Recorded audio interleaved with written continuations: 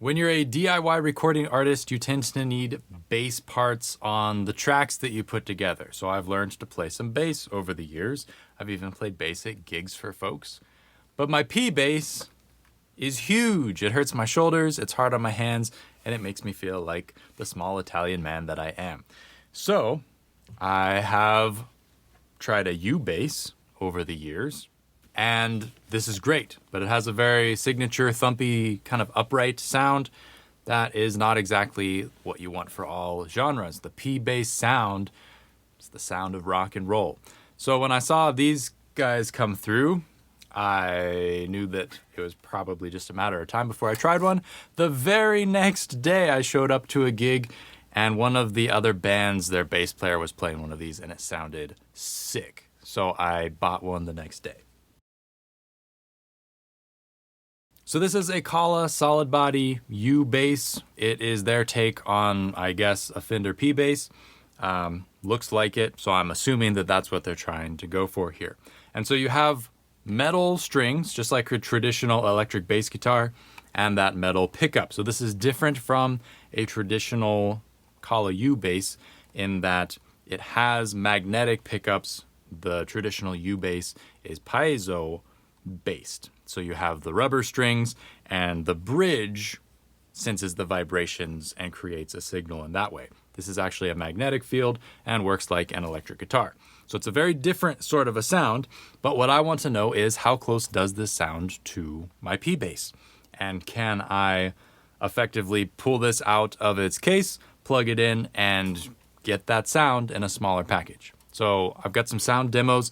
Let's run through those. Right off the bat, I can tell you that the stock strings on here I really don't like too much. They have kind of a funny gritty feel to them, which could be that they're just super old.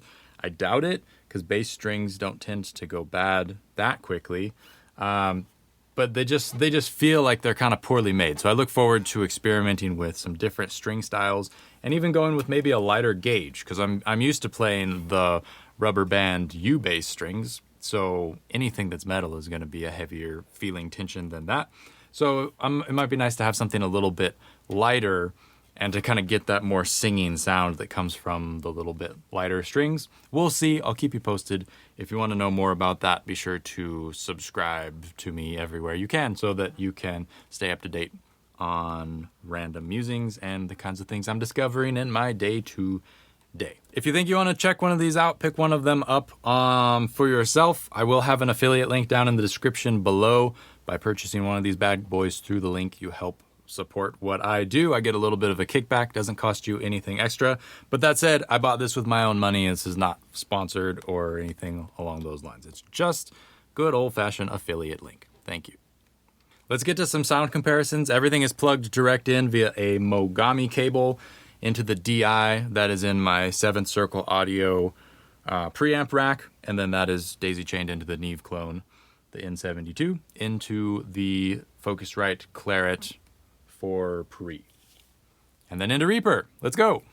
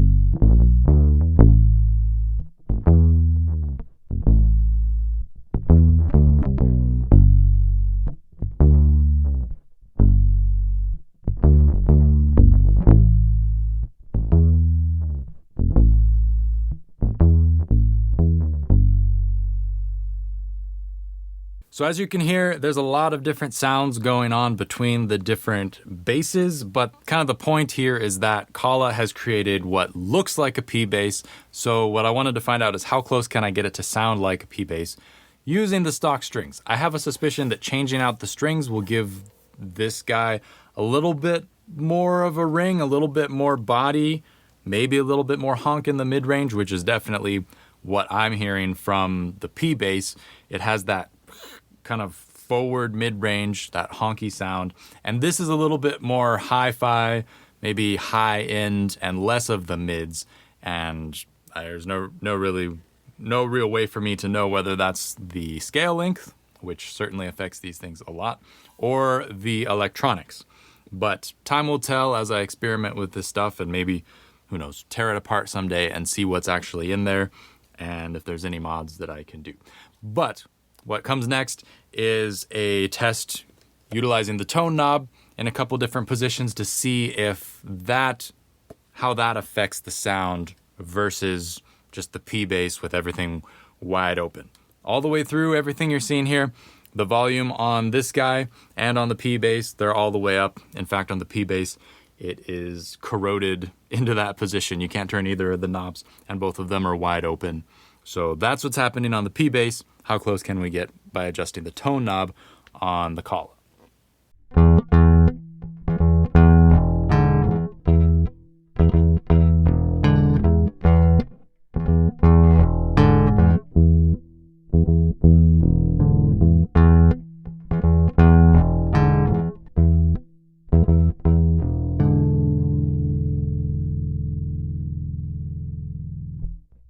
All right, so is it a P? Absolutely not. It's a very different beast. It sounds quite a lot different, but I think that in a pinch, using some sort of an amp modeler probably, you could get fairly close-ish. And maybe I'll make another video about that where I put this guy through the sort of signal chain that I would probably use live, because a lot of the electric sound comes from a bass amp, especially if you are playing live. It kind of rounds things out and sculpts the sound, sometimes in very, very signature ways.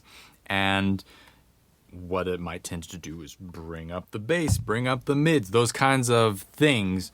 And that might really help this come into its own. Because right now it feels kind of clacky and bright.